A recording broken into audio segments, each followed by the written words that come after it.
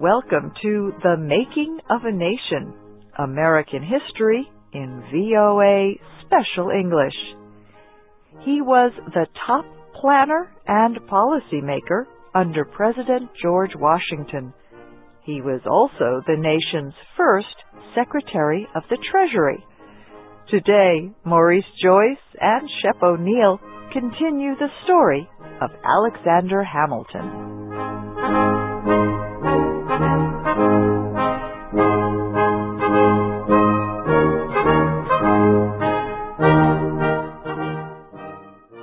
As we said in our last program, young Alexander Hamilton wanted to be a military commander. He hoped to demonstrate his bravery by fighting in a war. So, when the 13 American colonies rebelled against Britain in the 1770s, he joined a militia in New York State. It was not long before Hamilton met the Commander-in-Chief of American forces, George Washington. General Washington invited Hamilton to become one of his assistants. One of Hamilton's jobs was to get money and supplies for the army. He asked the 13 state governments. He also asked the Congress, which had little political power at that time. He got almost no help from either. Hamilton felt the American system of government was too weak and disorganized. He did not like democracy, rule by the people. Instead, he liked aristocracy, rule by a rich upper class. Alexander Hamilton was a proud man. He was quick to criticize others. He even criticized George Washington. Once, during the war, he was late to a meeting with the general. Washington protested. Hamilton resigned. Washington was sorry. He had a high opinion of Hamilton's abilities. That is why he was willing to forget the incident and appoint Hamilton to the new Treasury Department. The job would be difficult. The new nation had to find ways to bring in money and pay what it owed.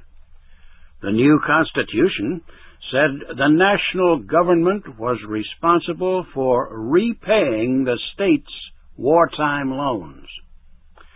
One way to get money was to borrow it.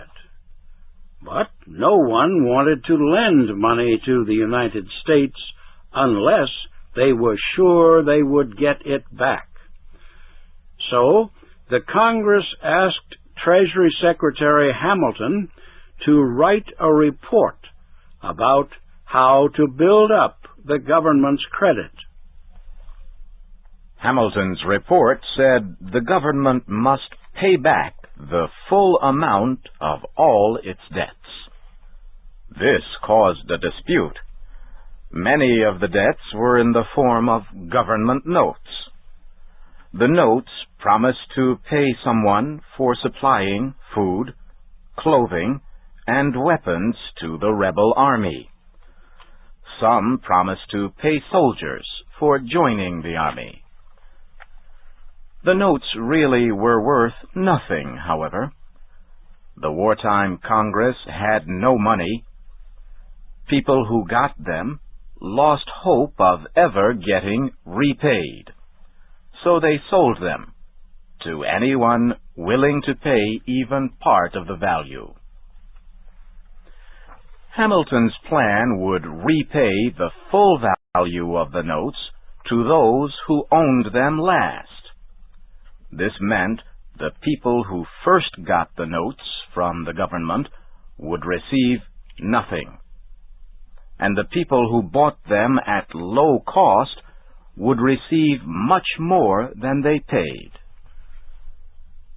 Congressman James Madison of Virginia protested. He said the people who bought the notes at low cost should be paid, but not in full. Some of the money, he said, should go to those who got the notes in exchange for supplies or services.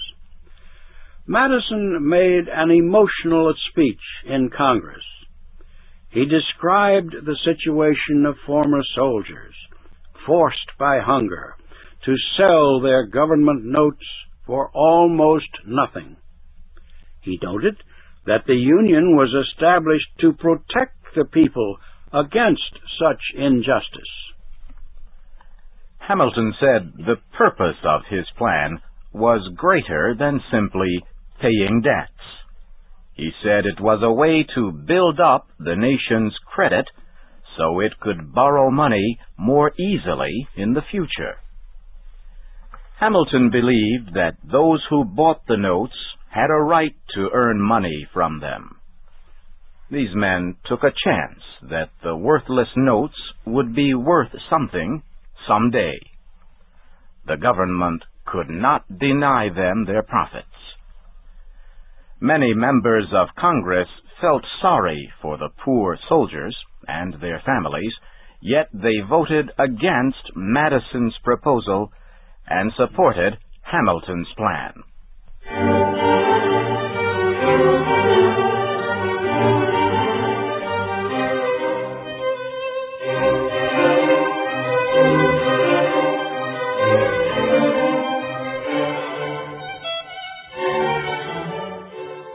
Hamilton's plan raised old fears. The agricultural South was sure he was trying to make the industrial North more powerful. Hamilton did not deny this. His purpose was to strengthen the nation. He believed all areas would be helped if industry and commerce were stronger. Still, to win support for his plan, Hamilton had to make a political deal with several congressmen. They would support his financial plan, but he had to use his influence to get the capital of the United States moved. At that time, the capital was in the north, in New York City. 2 congressmen from Virginia wanted it in the south, near their homes along the Potomac River. Several congressmen from Pennsylvania agreed, but they said the capital first must be moved to Philadelphia, the biggest city in their state, and it must remain there 10 years.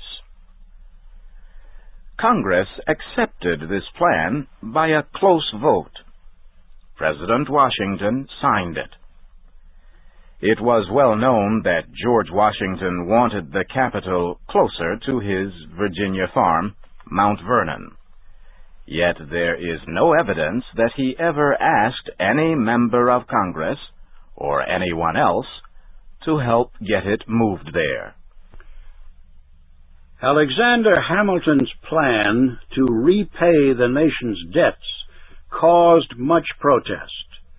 However, another one of his financial plans caused even more. It was his plan to create a national bank.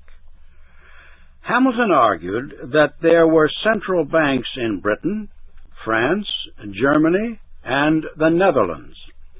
He said the banks greatly helped those countries' commerce, industry, and agriculture. Hamilton said a central bank in the United States would increase the flow of money throughout the country. It would help the national government negotiate loans and collect taxes.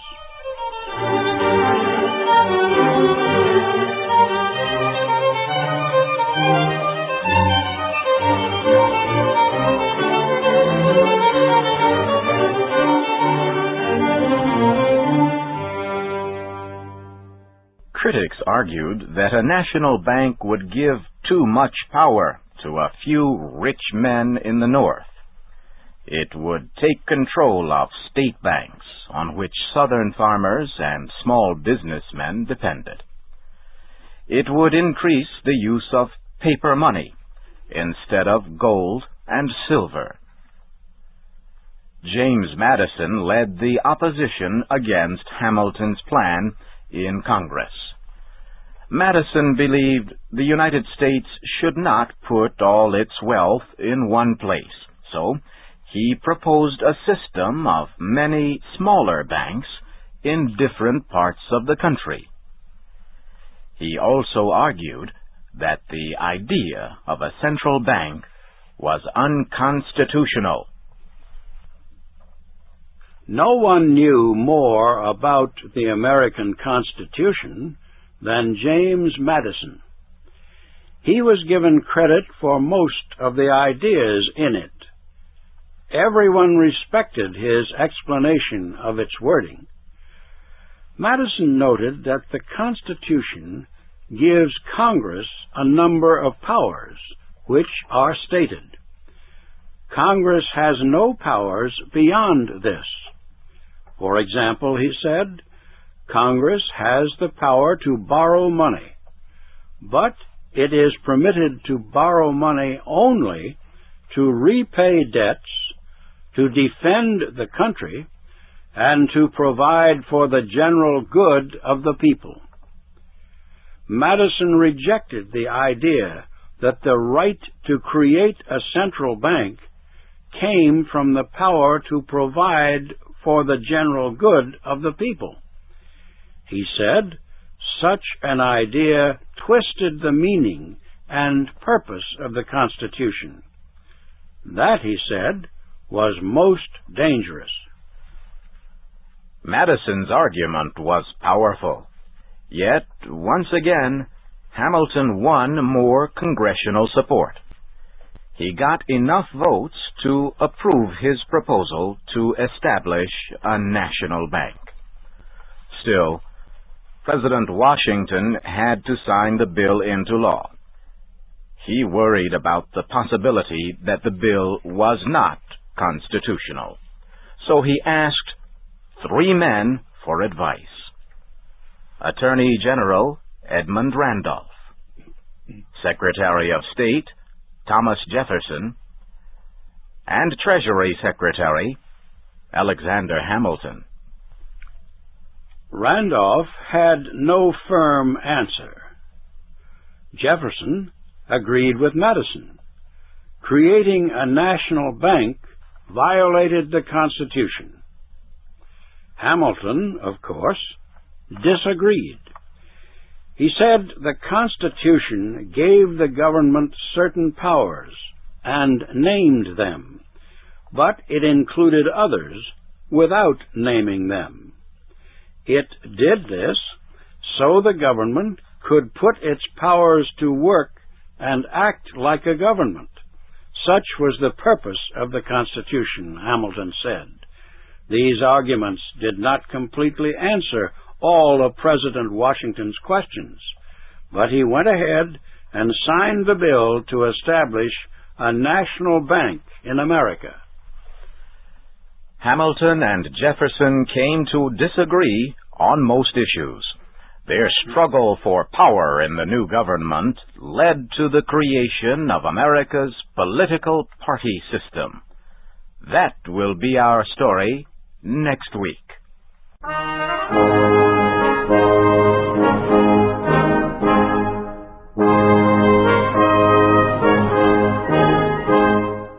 Our program was written by Christine Johnson. The narrators were Maurice, Joyce, and Shep O'Neill. Join us again next week for The Making of a Nation, an American history series in VOA Special English.